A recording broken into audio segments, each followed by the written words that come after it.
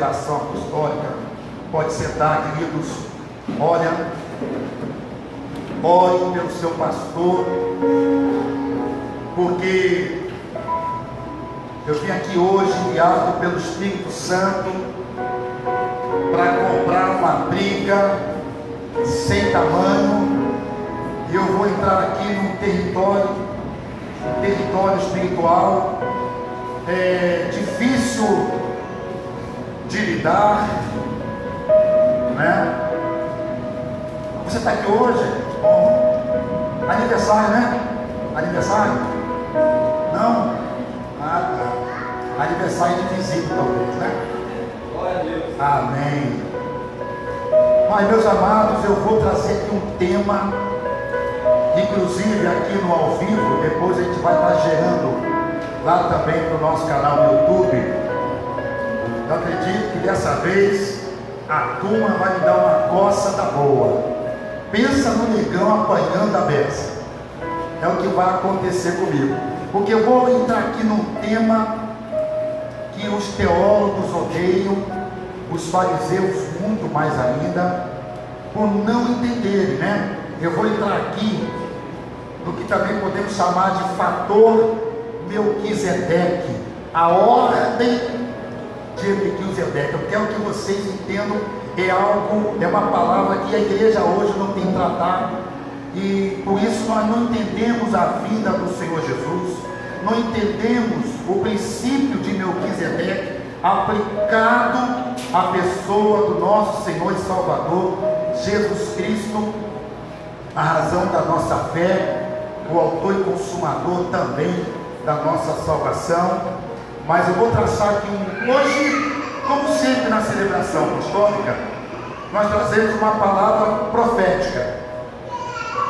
Não vai deixar de ser profética a palavra de hoje, entretanto, ela vai ter um lado assim mais de escola bíblica apostólica. Nós temos aqui aos domingos pela manhã nossa EBA, escola bíblica apostólica, um pouquinho diferente da escola dominical. Eu vou trazer aqui uma mensagem que é mais um estudo, mas a linguagem que eu vou tratar aqui não é daquela de classe de escola bíblica. Eu vou estar colocando um tom aqui bem mais profético na voz, aqui vou deixar o Espírito Santo me usar. A gente vai ler muito a Bíblia. Eu tive o carinho de montar esse PowerPoint e colocar ali, penso que eu coloquei todos os textos possíveis.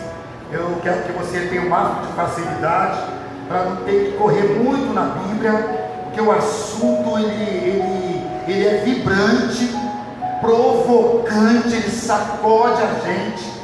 E eu vou entrar aqui numa área que, meu Deus do céu, os pastores hoje, os meus amigos do altar, estão acovardados com medo de tocar esse assunto. Eu vou falar acerca da função, do privilégio, da honra, da primazia, de todos os valores que estão por detrás do dízimo. Vou falar aqui de dízimo hoje.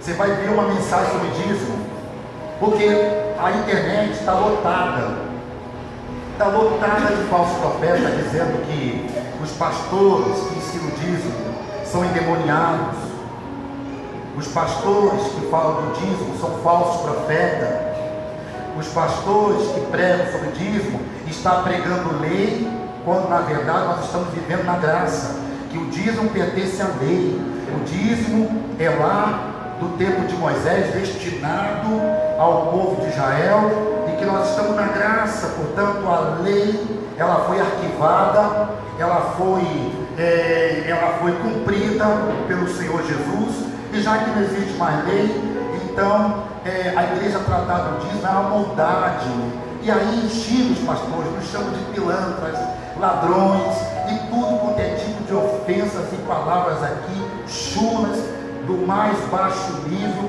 que não convém no santo altar a gente nem pensar nessas palavras em defesa do Evangelho, em defesa da graça, em defesa do Novo Testamento.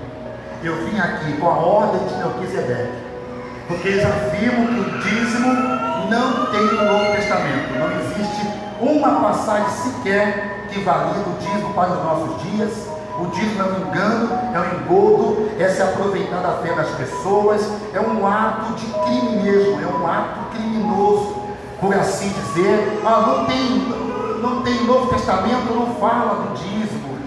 Isso aí é lei, nós estamos na graça, gente. Isso aí é maldade.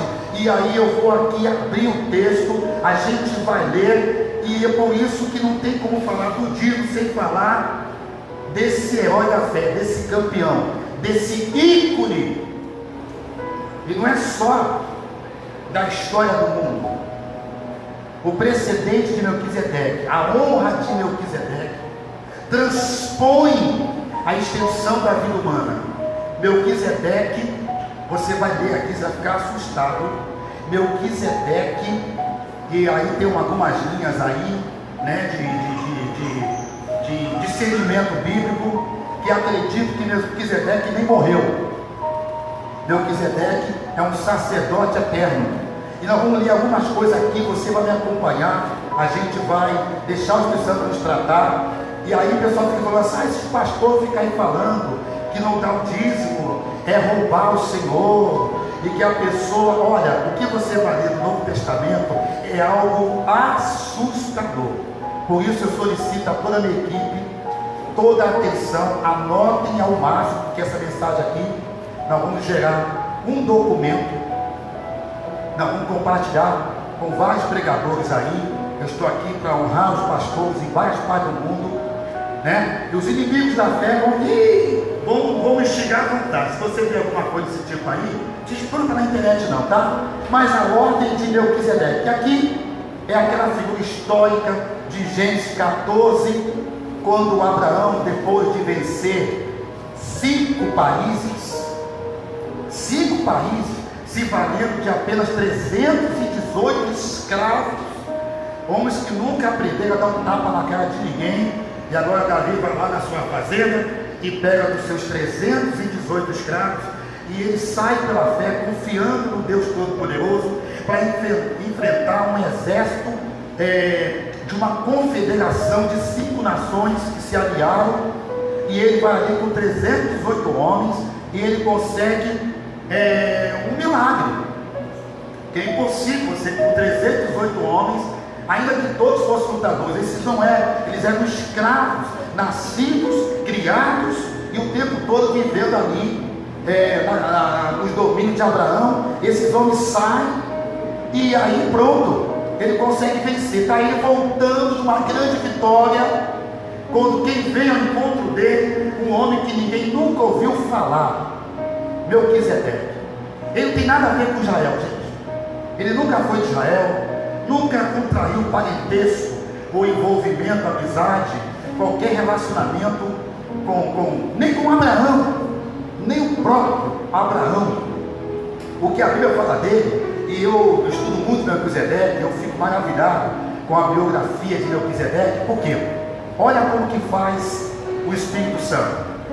Em 63 livros,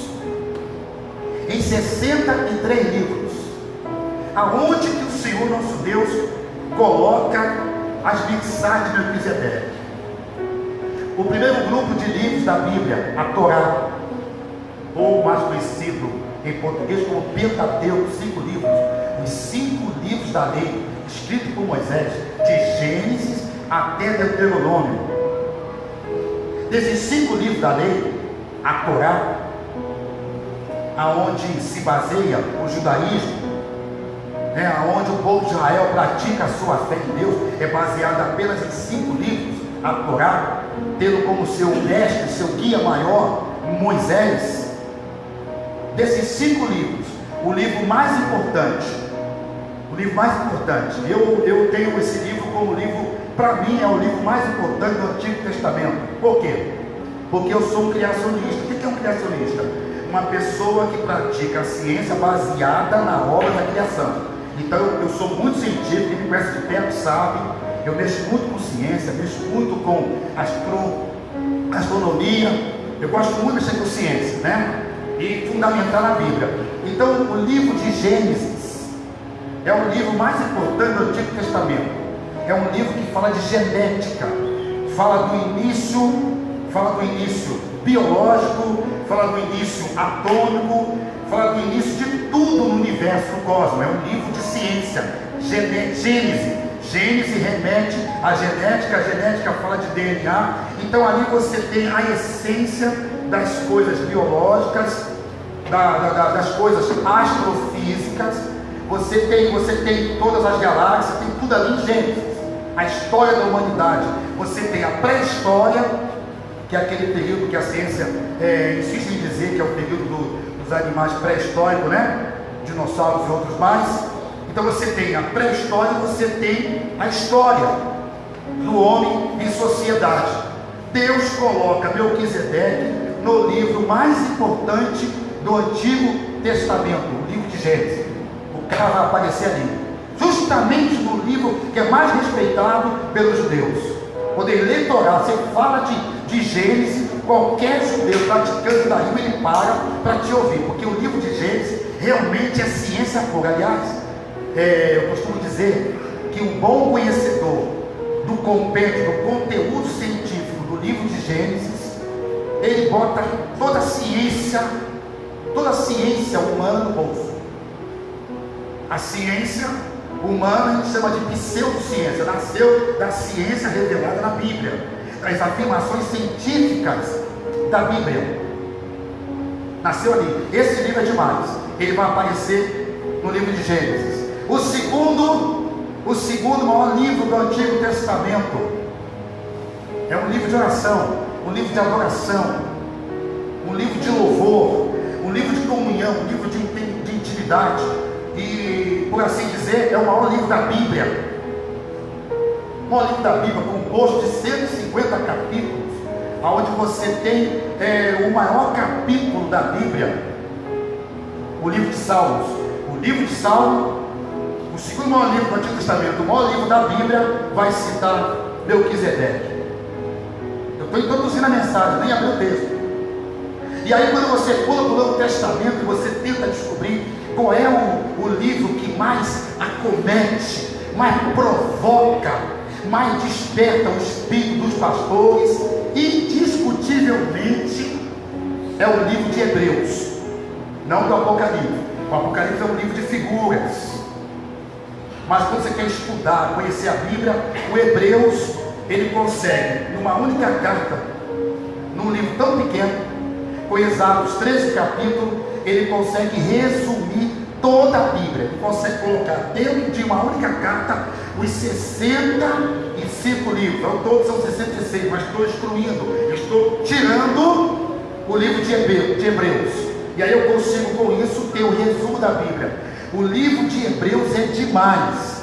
Aconselho você a tirar tempo para ler. Dá para ler com um dia, ou até no máximo 2. É um livro bem resumido. Por que esse livro de Hebreus é considerado o maior livro do Novo Testamento? Por quê? Porque ele é o livro que mais exalta o Senhor Jesus. Se você ler, gente, os 7 primeiros capítulos, o Espírito Santo dá um show. O Senhor Jesus é exaltado sobremaneira. E lá se diz que ele é maior do que todos os anjos. Lá está escrito que ele é maior do que todos os patriarcas, todos os profetas, todos os reis, todos os líderes de Israel.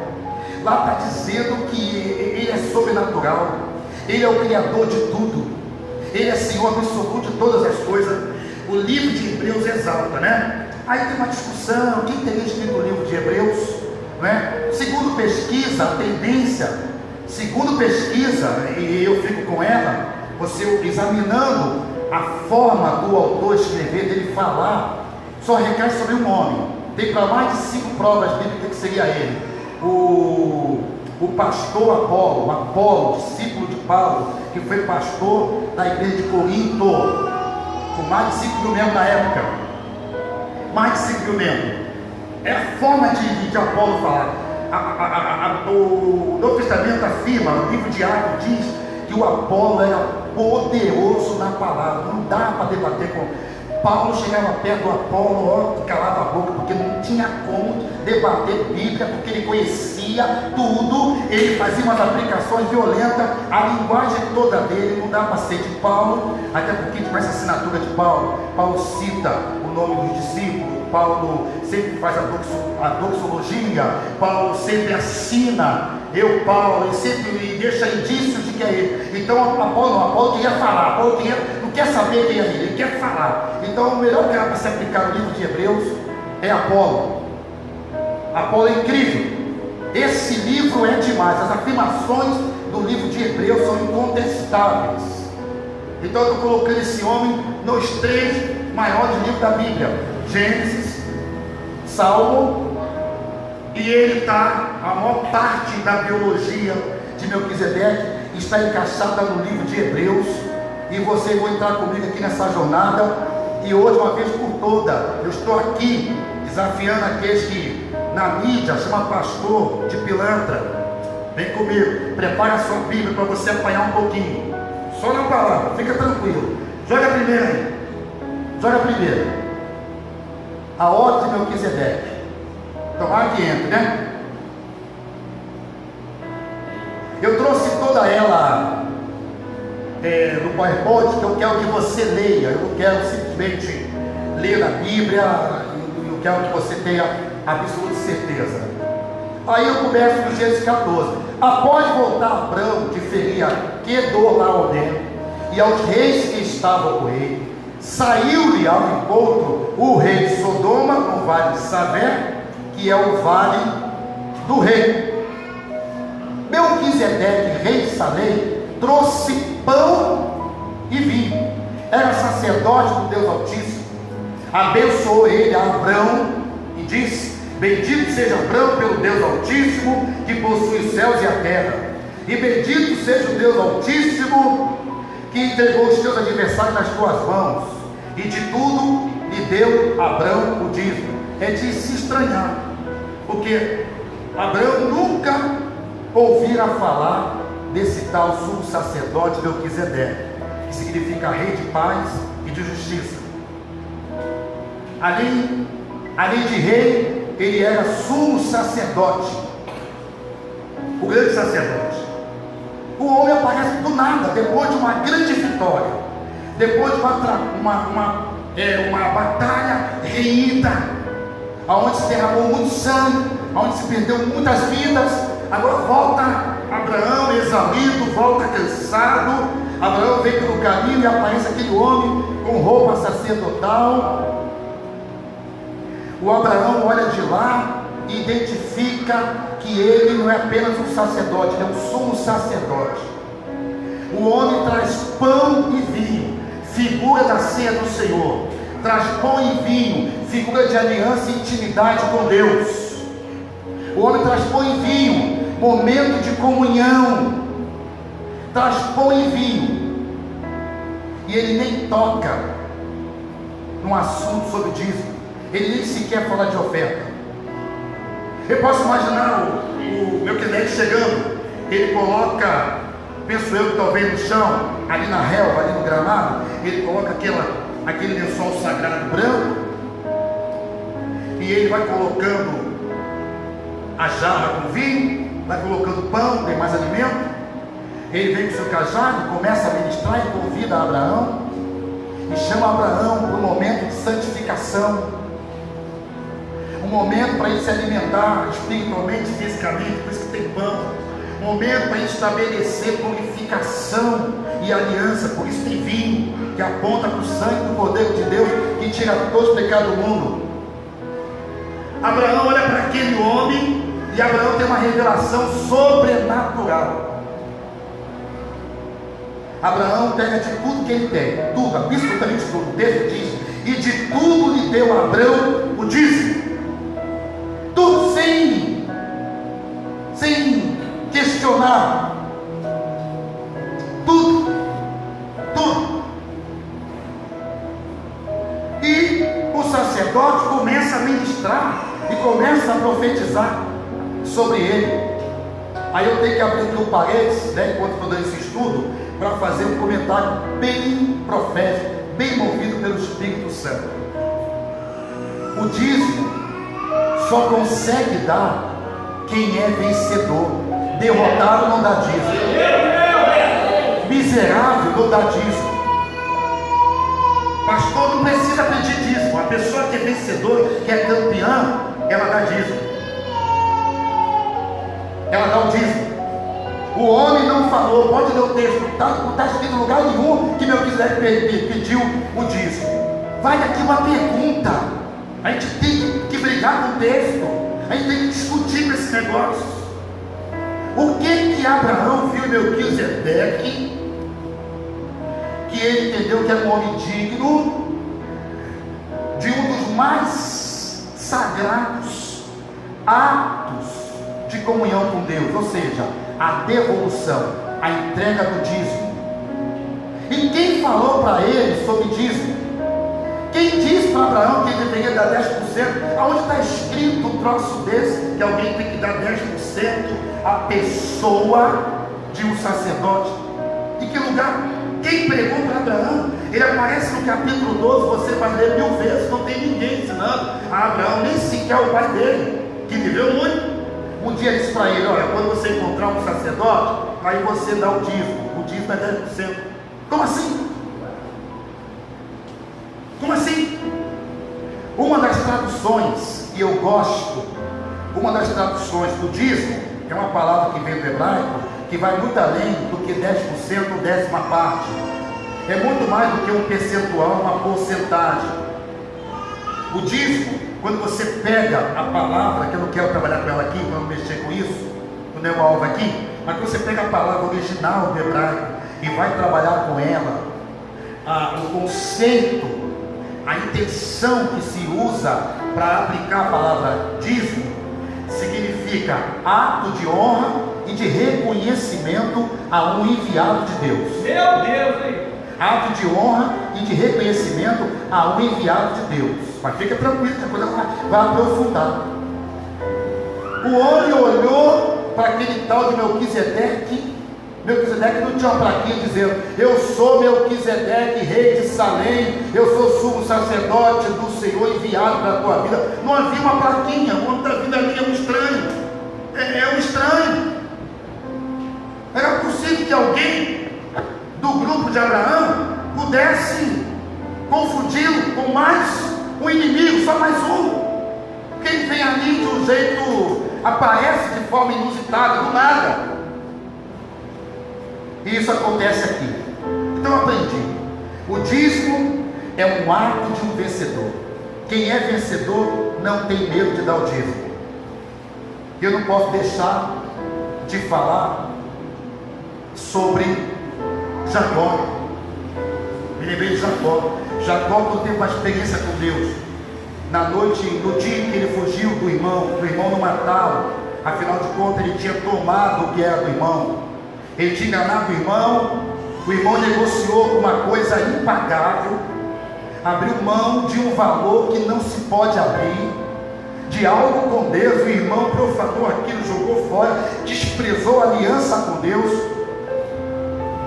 E o Jacó tomou posse, apropriou daquele valor.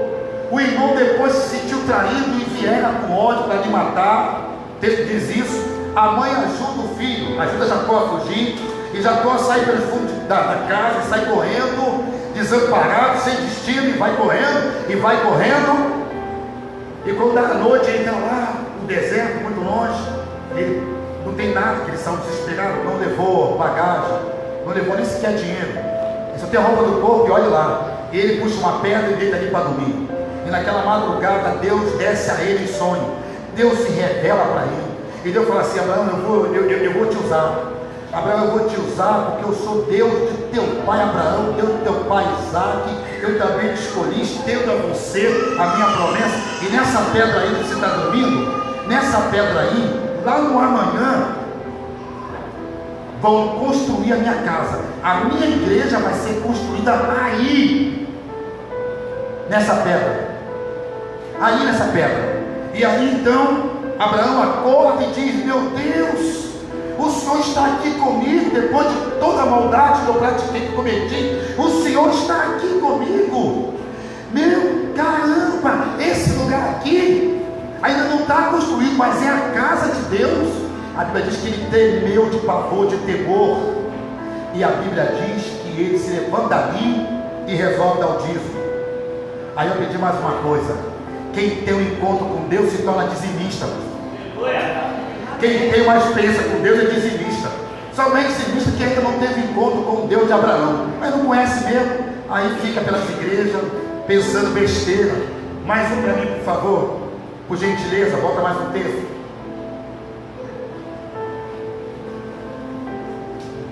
Lá em Hebreus, capítulo 5. Embora sendo filho, está falando o Senhor Jesus, aprendeu a obediência pelas coisas que sofreu, e tendo sido aperfeiçoado, que o Senhor Jesus não nasceu perfeito, foi o processo para ele chegar na posição, e tendo sido aperfeiçoado, tornou-se o autor da salvação eterna para todos os que lhe obedecem. Quem aqui obedece ao Senhor Jesus? Levanta a mão aí. Levanta a mão. Quem obedece? Pastor, obedece. Ok, vamos lá.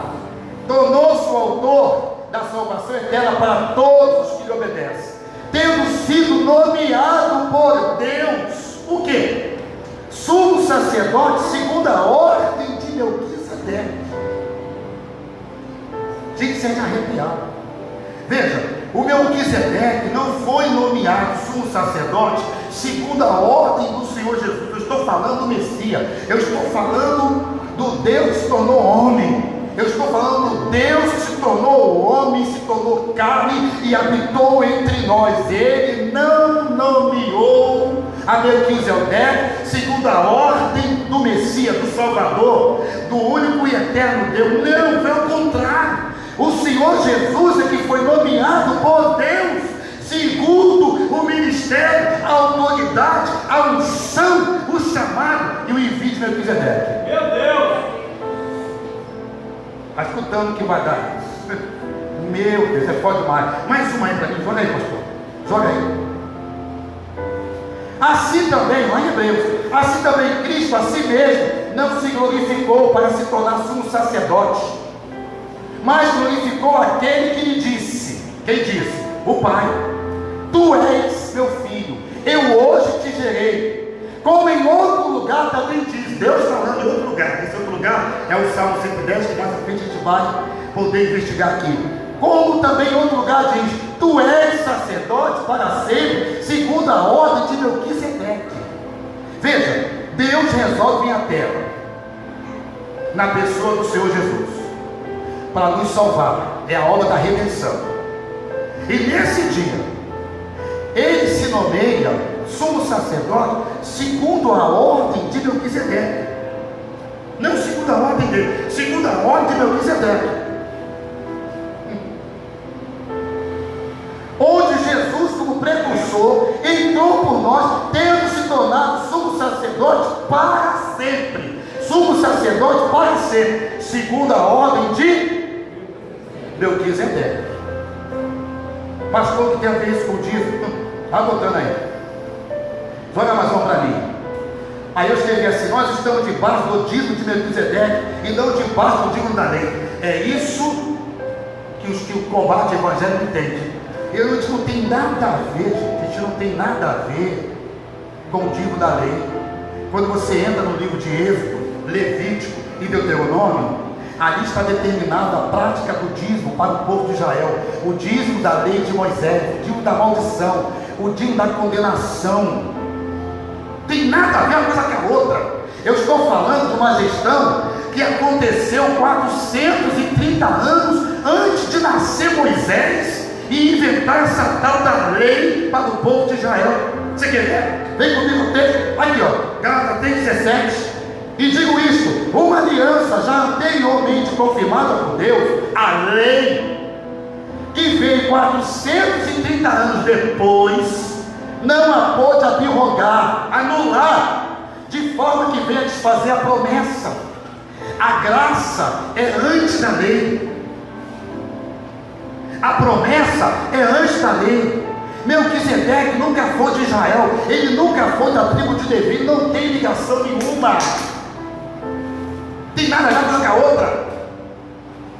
O dízimo do qual nós tratamos na igreja é o dízimo melquisedequiano. Dízimo de Melquisedeque, melquisedequiano, tem nada a ver com o dízimo da lei, do legalismo, liquidismo de Moisés, coisa nenhuma. Eu estou falando do dízimo segundo Melquisedeque. Está aqui, ó, 400, bota mais uma, pastor.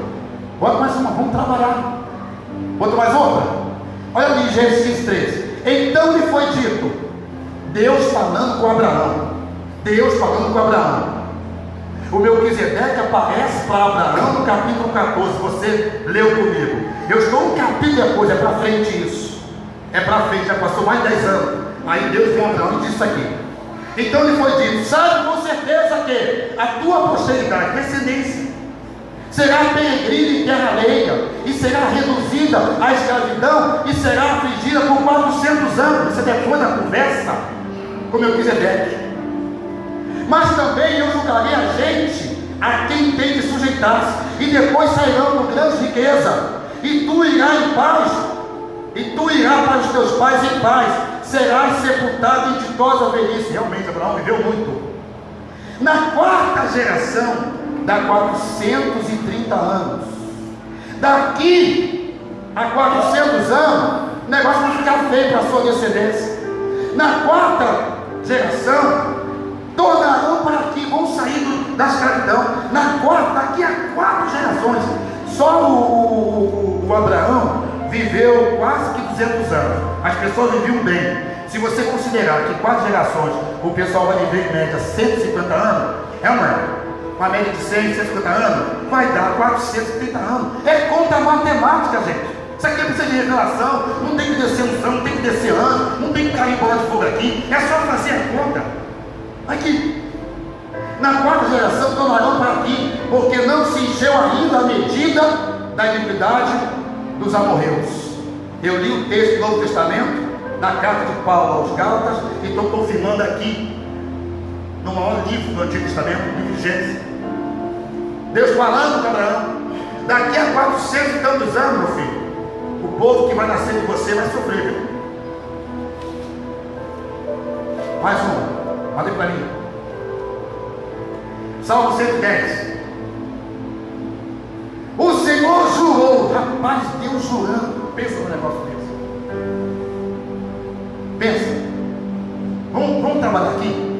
Você precisa conhecer um pouquinho os atributos divinos. Um deles, Deus é um Deus de promessa. A promessa é condicional. Quando Deus promete, aí vai depender se você fará algo ou não, se você vai cumprir a sua parte ou não. Toda promessa é condicional.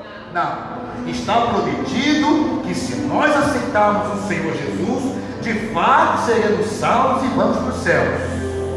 Qual é a condicional? Se depois de tê-lo aceito como Salvador, se nós perseverarmos até o fim.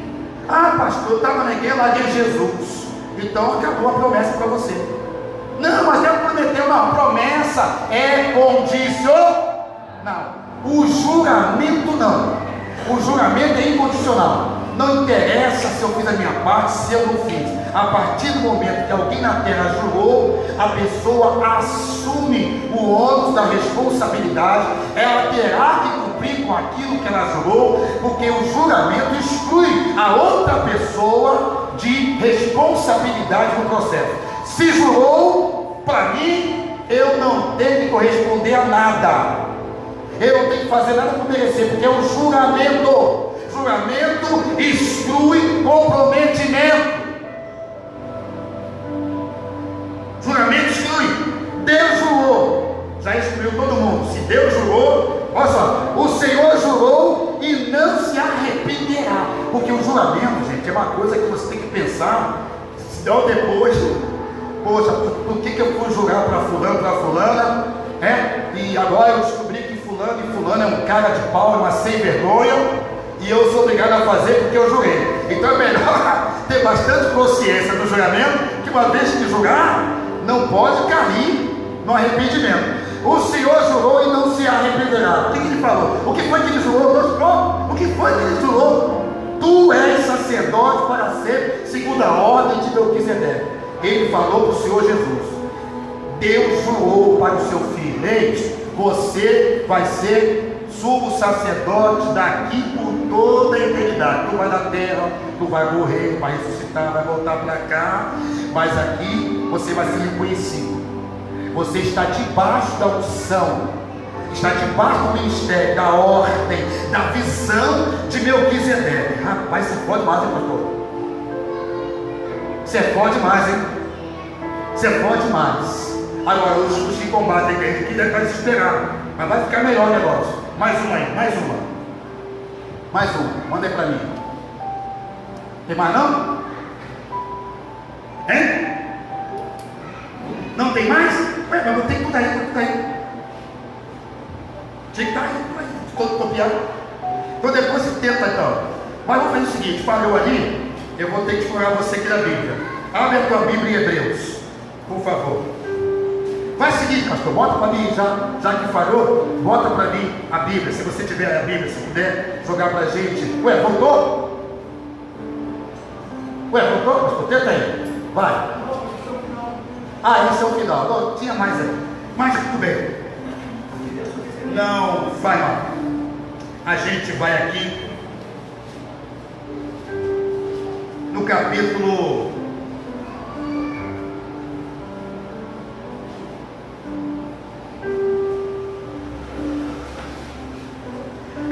7 de Hebreus. Olha para minha Bíblia aí. Não tem Bíblia aí? Na outra. Mas não tem na internet não? Consegue não? Emprestado só para usar por tempo. Capítulo 7. Você que tem Bíblia, compartilha com o irmão aí que não tem. Deu um probleminha aqui na mídia, mas nada que nos impeça.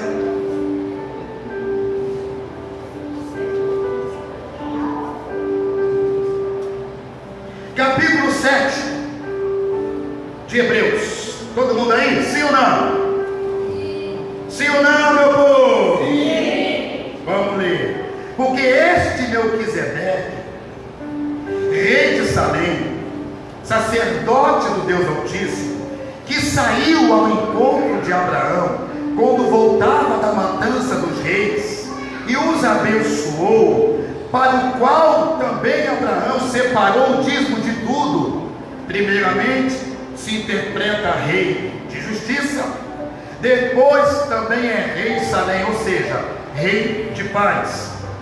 Veja, o ato da entrega do dízimo é um ato de justiça e de paz. Veja como é que está sendo aqui colocado a construção da revelação. Verso 3: sem pai, sem mãe, sem genealogia, que não teve princípio de dias, nem fim de existência, entretanto feito à semelhança do Filho de Deus, permanece sacerdote para sempre. Gente, já tem aí mais de 1000 anos que tem uma discussão teológica em torno dessa passagem. Eu quero ler de novo para você entender a dor de cabeça dos religiosos. Verso 3: sem pai, sem mãe, sem genealogia, que não teve princípios de dias, nem fim de existência, entretanto feito semelhante ao Filho de Deus, permanece sacerdote para sempre. Aí, o pessoal, ao invés de respeitar o que está escrito na palavra de Deus, porque você não pode falar aquilo que a Bíblia não diz, quer inventar moda. Não, pastor, quando o texto diz que ele era sem pai e sem mãe, não é no sentido de sem pai e sem mãe. O texto está explicando que não houve registro, que ninguém conheceu os pais de Melquisedeque. Só que quando você vai para o original e vai ler lá no grego, quando está a palavra sem, é sem mesmo, ou seja, não teve mesmo.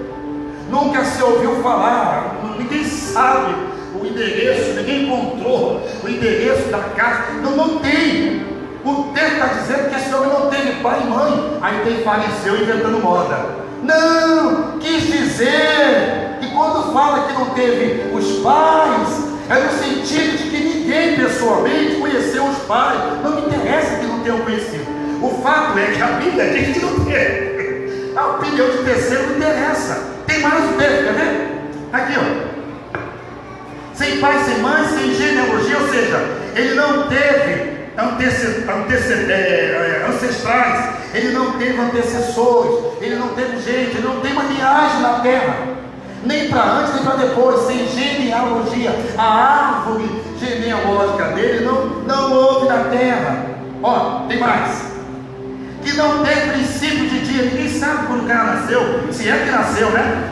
Que não tem princípio de dia, nem fim de existência, não teve fim. Não, pastor, para quem dizer que quando ele morreu, ninguém soube quando ele morreu. Não teve fim, não teve fim. Ó, não teve fim de existência. Entretanto, feito semelhante ao Filho de Deus, gente. Feito semelhante ao Filho de Deus. O Senhor Jesus é eterno? Sim ou não? Sim. Agora ele está vivo ou não está? Sim. Feito semelhante, igual, da mesma forma, com a mesma competência, com as mesmas habilidades, feito igual. Vamos ler aqui. Vamos lá. Feito semelhante ao Filho de Deus, permanece sacerdote por quanto tempo? Não tem fim esse negócio. Aí tem uma discussão, né? Entre os religiosos. Vem cá, esse tal de Melquisedeque não seria o próprio Senhor Jesus manifestado na terra e usando esse personagem? Não seria ele aqui transfigurado nos dias de Abraão e se fazendo passar por esse tal de Melquisedeque? Não seria? Há uma discussão. Ninguém consegue resolver isso aqui. É tão espiritual que é uma discussão até hoje. Há mais de 1000 anos não tem quem dê conta. Não tem estudioso, perito da Bíblia que dê conta. Ó, tem mais aqui, quer ver? Verso 4. Considerai, pois, como era grande. Considerai, pois, como era grande esse a quem Abraão, o patriarca, não é qualquer um, gente. Um homem que gerou uma nação.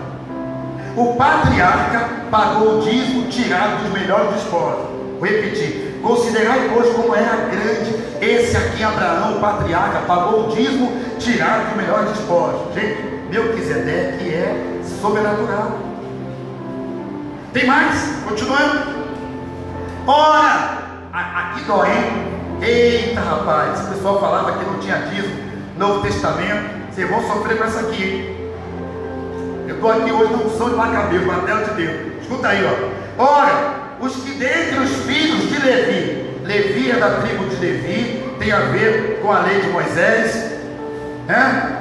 Tem a ver com a lei de Moisés, tem a ver com o período de Êxodo, quando o povo de Israel saiu do Egito, já está chegando ali para a terra prometida. É o ministério do sumo sacerdote Arão, é lei, Moisés. Vamos ver aqui o Levi.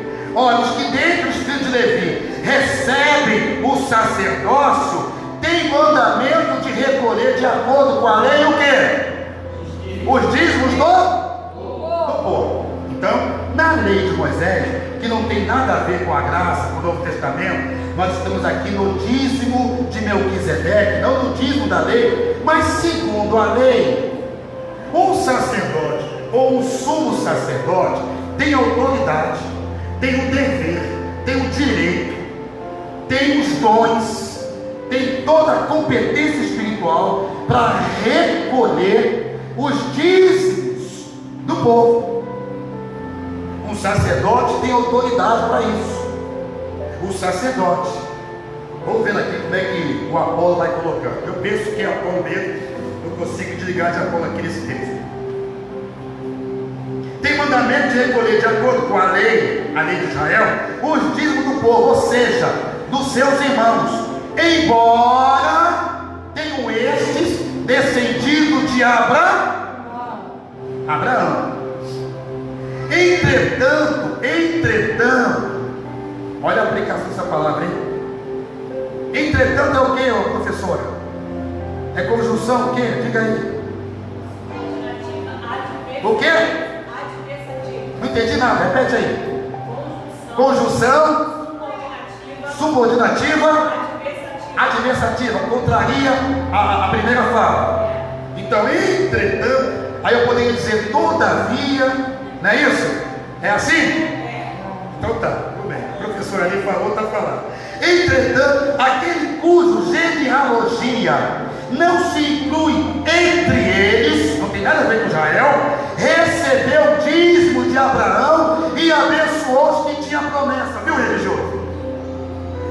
pastor mentiroso, confundindo os cristãos na face da terra toda. Melquisedeque não era da tribo de Levi, e ele recebe dízimo de Abraão 400 anos antes de existir a tal tribo de Levi. Tem mais? Vamos lá. Evidentemente, é fora de qualquer dúvida que o inferior é abençoado pelo superior. O que Apolo falou? Que Melquisedeque é maior do que Abraão. Ora, se o próprio Senhor Jesus, o Rei da Glória, o Salvador, o Criador de todas as coisas, está debaixo do ministério do homem, está na ordem sacerdotal de Melquisedeque, que dirá Abraão? Esse tanto já ficou por baixo, tá, mãe? Vamos lá, tem mais. Ah, papai, segura aí, ó. Tem mais.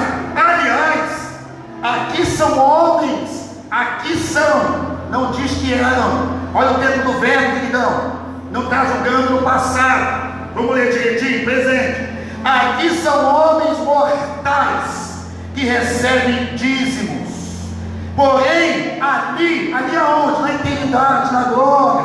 Discerne aí, vai. Porém, ali, aquele de quem se testifica que vive. Ei, isso aqui eu tenho que mexer com a história. Eu tenho que mexer com a história. Antigamente, no tempo de Israel no deserto, tempo da lei, o Senhor Deus escolheu a tribo de Levi para o ministério sagrado da casa do Senhor. Mas nem todos da tribo de Levi se tornaram sacerdotes. Muitos eram pessoas comuns.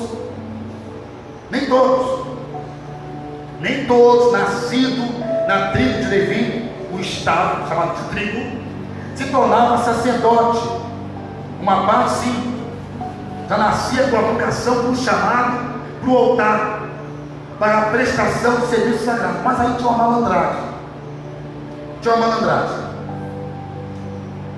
Quando morria o sacerdote era casado, tinha seus filhos.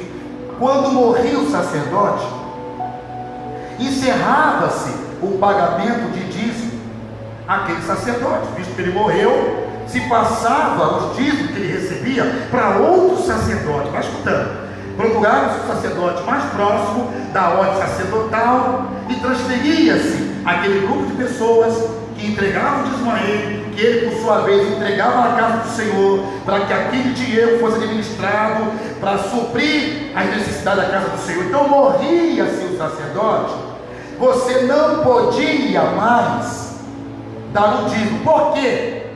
Por quê? Vamos voltar aqui no texto, vou te explicar por quê. Vem comigo aqui. Aliás, aqui são homens mortais que recebem dízimos, porém ali aquele de quem se testifica que vive. Por quê? Porque o sacerdote tinha que assinar na hora o recebimento do dízimo de quem quer que fosse. Ele vinha lá, o irmão João deu o dízimo, ele tinha que testificar, tornar em texto, escrever, legendar, assinar embaixo. Eu, sacerdote fulano de tal, recebi o dízimo do Beltrano de tal, da tribo tal. Ele tinha que assinar.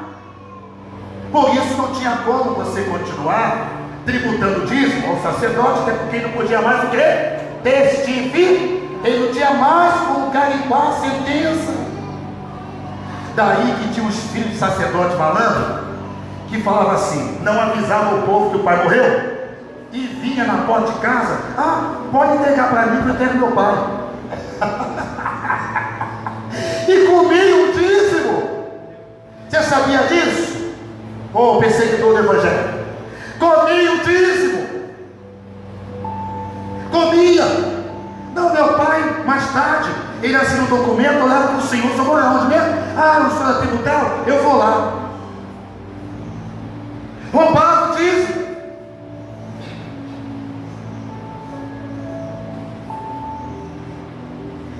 Mas aqui são homens mortais que recebem o dízimo.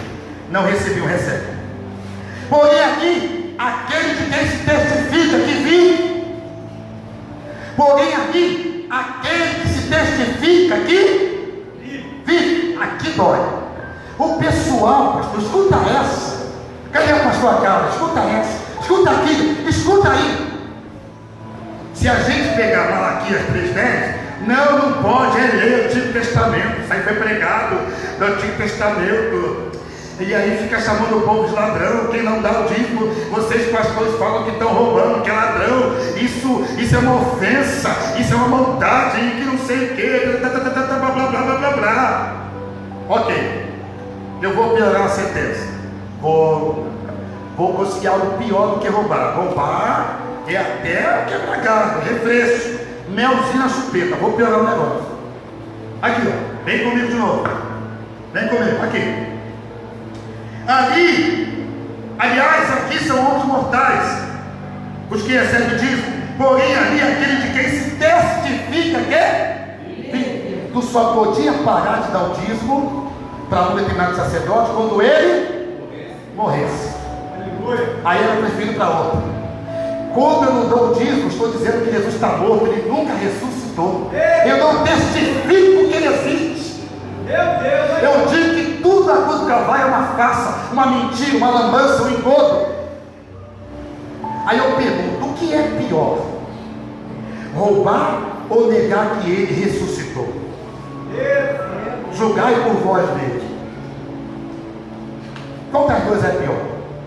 Porque pelo menos se você fala que alguém é ladrão, ele está vivo, está vivo? Eu estou lidando com alguém vivo, por isso que ele pode roubar. Não é isso? Só pode roubar quem está vivo. Não vejo assim, de alguma forma, tão ruim. Mas negar que ele ressuscitou, a mensagem do Evangelho é incomparável. Por isso que ela não é religião. Porque a gente fala de alguém que morreu e está atestado na terra que ele ressuscitou. E se não, é só dar uma viagemzinha, alguns quilômetros, até a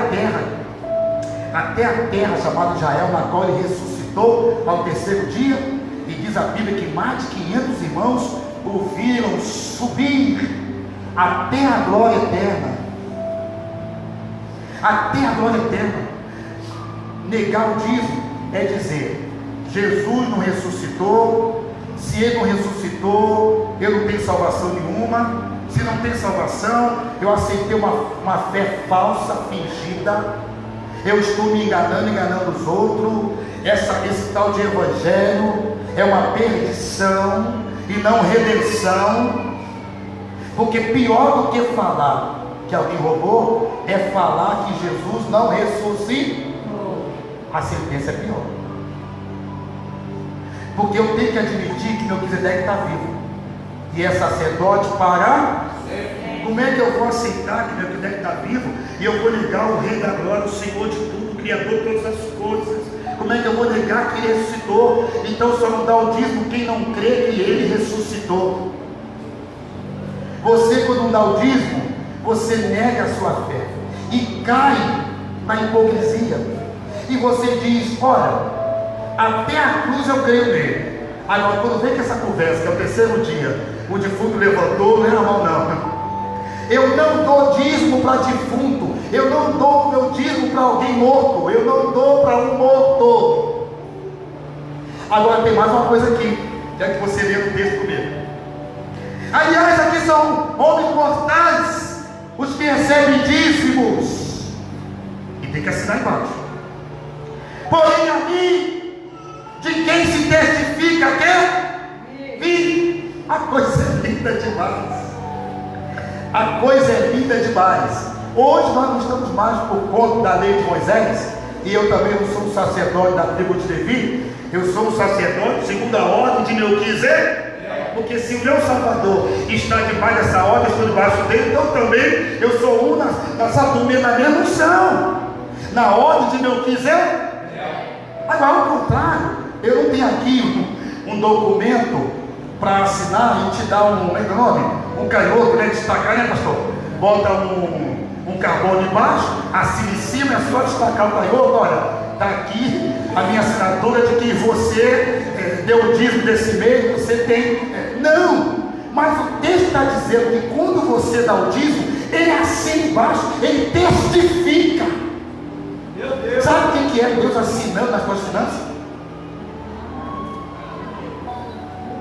Sabe o que é aquele que saiu da morte assinando? Aqui são homens mortais que recebem dízimo. Um pastor comedor de arroz e feijão, pega febre, pega resfriado, sente dor de coluna, é um homem que morre. Mas ali, um que vem com a sua mão de poder assim embaixo. Meu Deus. Esse dízimo, a parte física ficou para minha casa, mas o mais importante, o efeito da fé, o produto da fé, o espiritual do dízimo subiu à minha presença, e eu, Jesus Cristo Todo-Poderoso, estou assinando nas finanças. Aleluia. Meu Deus. Ele bota o nome dele nas finanças. E talvez não escreva Jesus Cristo, tem um nome para a terra, né? Ele agora tem outro nome. Não dá o dízimo é deixar de ter uma assinatura do Altíssimo para a sua vida terrena. Não dá o dízimo é negar que ele vive. Ele não ressuscitou, por isso ele não é sacerdote existente de fato, vivo, que possa ministrar o meu dízimo. Eu não vou dar porque ele não assina.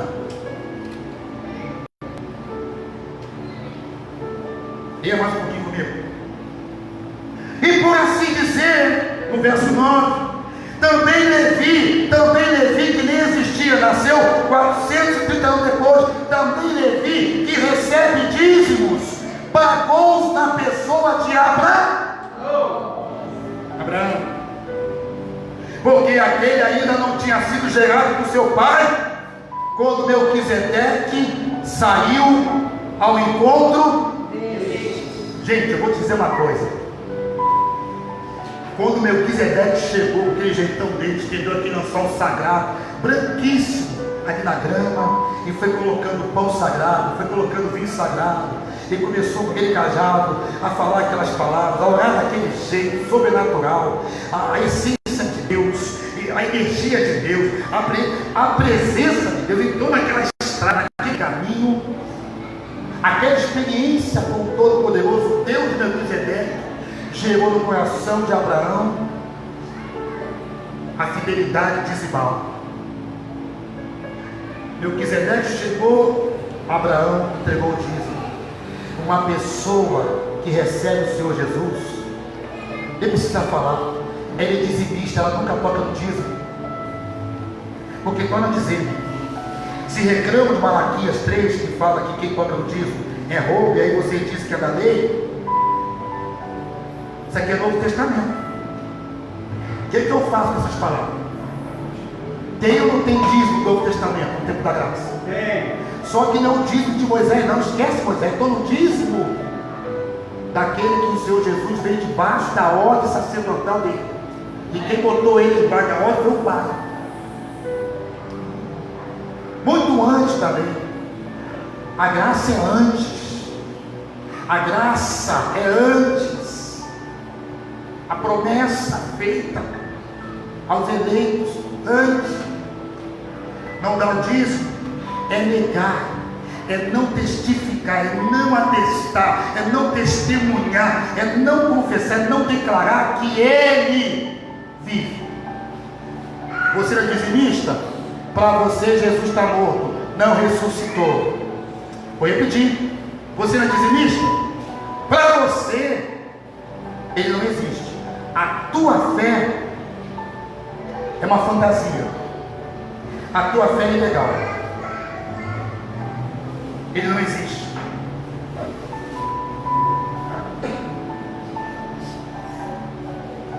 Não é fácil. Continuando o 11. Se portanto a perfeição houvera sido mediante o sacerdócio levítico, se portanto a perfeição houvera sido mediante o sacerdócio levítico, pois nele baseado o povo recebeu a lei, Que necessidade haveria ainda de que se levantasse outro sacerdote, segundo a ordem de Melquisedeque, e que não fosse contado segundo a ordem de Arão? Pois quando se muda o sacerdócio, necessariamente há também mudança de lei. Porque aquele de quem são ditas estas coisas pertence a outra tribo, da qual ninguém prestou serviço no altar. Pois é evidente que nosso Senhor procedeu de Judá, tribo a qual Moisés nunca atribuiu sacerdotes.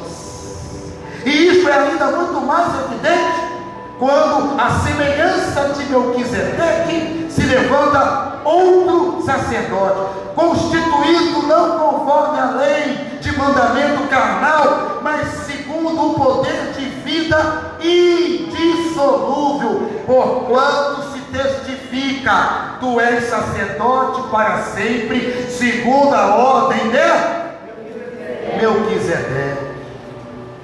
Amém? Amém? Amém? Amém. Que você entenda a legitimidade do dízimo, que você entenda a demanda e todo o peso que está em 10%. É uma forma de se testificar, é uma forma de se conformar e dizer: de fato ele vive. Amém? Amém. Ele vive. Ele vive. Por isso que tem hora aqui que você confunde Melquisedeque com o Senhor Jesus. Melquisedeque com o Senhor Jesus. Porque é esquisito. O homem veio igualzinho, está fazendo até ceia, né, pastor? Quem é que falou para a gente ceia com Melquisedeque? Não sei. Como é que pode? Pior que você pensa que ele é um e um é outro, e você não... Mas o fato é que o pai falou: você vai para lá e vai atuar na minha obra debaixo, eu vou te colocar debaixo de um mestre. Você tem um mestre na terra? Tem, o pai, quem era?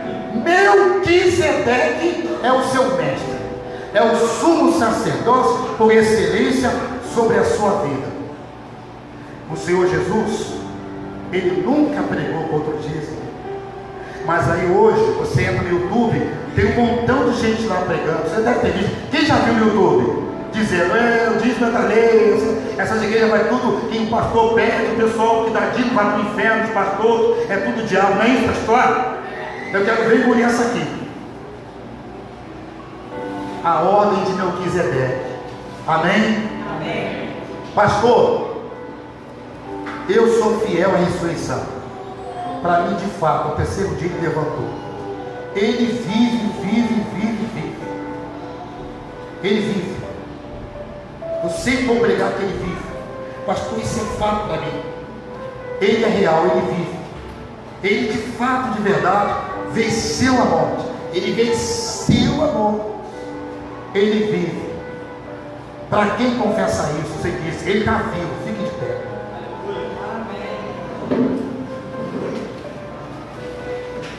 Só para você que ele está vivo, ressurreto, vem aqui na frente. Ele está vivo, está ressurreto. Vem aqui para frente. O pastor está vivo, não tem como, pastor, ele está vivo. Ele está vivo. Meu Deus. Abraão era dizimista. Isaac era dizimista. Jacó era dizimista. José era dizimista. Ah, pastor, mas está escrito só uma vez que Abraão deu dízimo. Pô, já pensou se tivesse que anotar todo dia que Abraão deu dízimo? A Bíblia ia acabar quando? Ia começar em Israel e passar no Brasil. Só escrever que Abraão deu dízimo na segunda e deu dízimo na terceira. Basta explicar que Abraão deu tudo, que eu entendo que foi uma carreira de fidelidade e lealdade. Amém? Amém. Seja fiel ao teu dízimo. Não permita, não deixe Satanás roubar esse pacto. Não deixe.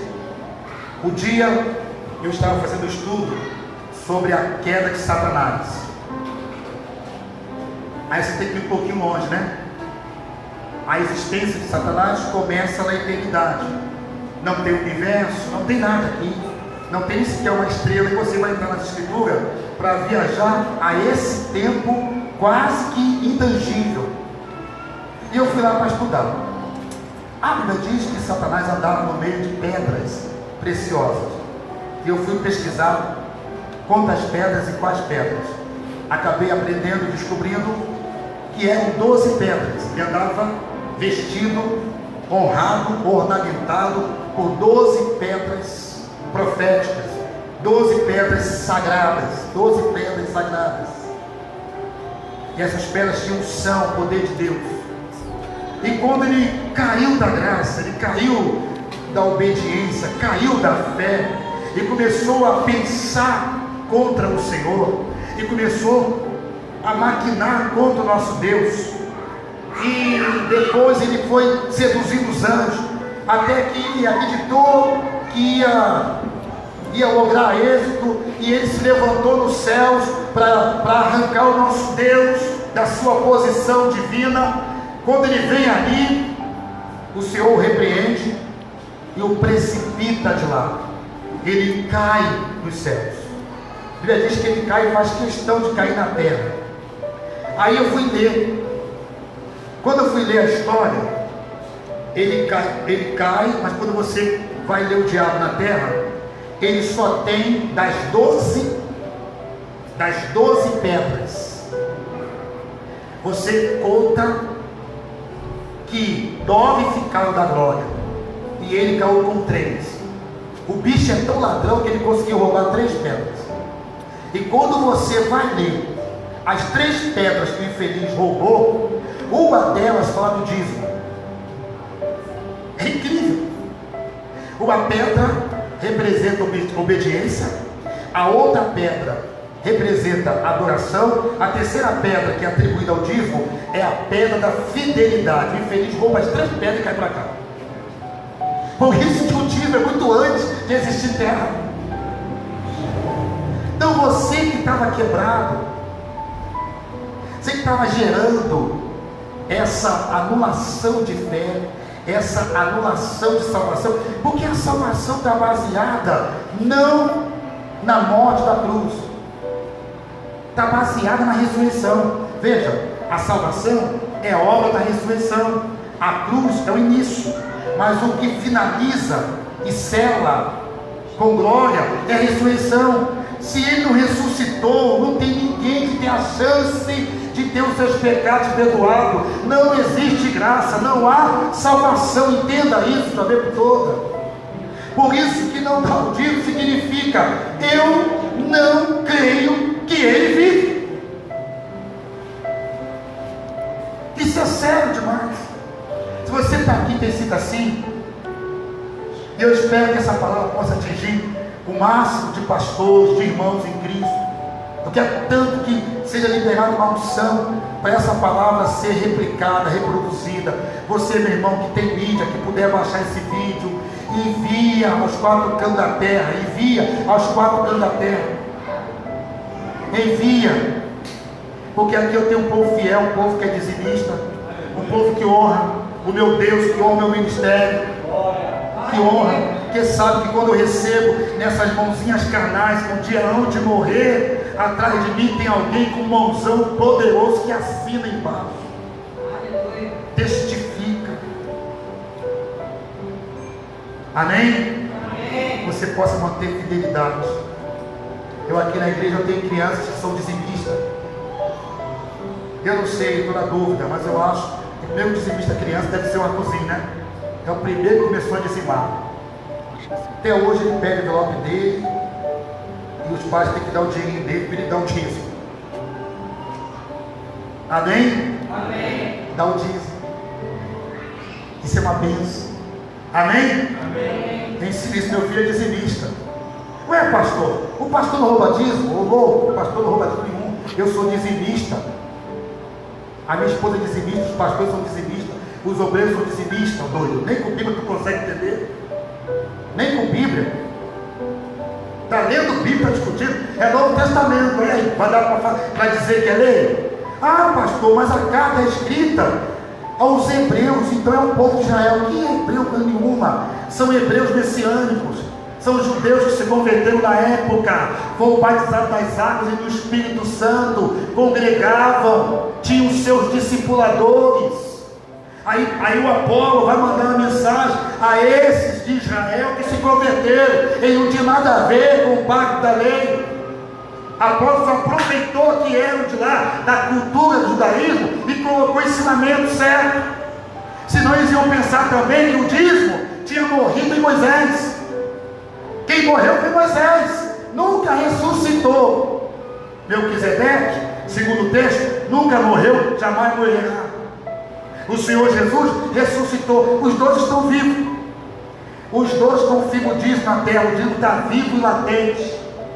Um abraço a todos. Encerramos aqui a transmissão. Irmãos.